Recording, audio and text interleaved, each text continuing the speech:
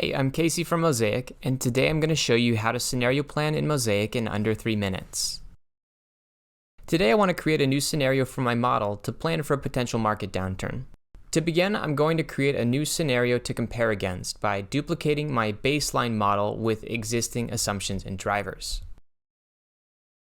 Starting with top-line revenue, I'm making two basic assumptions. I'm going to expect to see an increase in churn,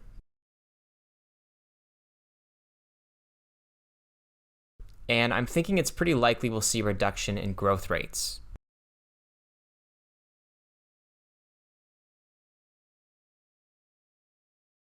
Once I've made those two changes, you're already going to start to see the ARR updating to reflect those.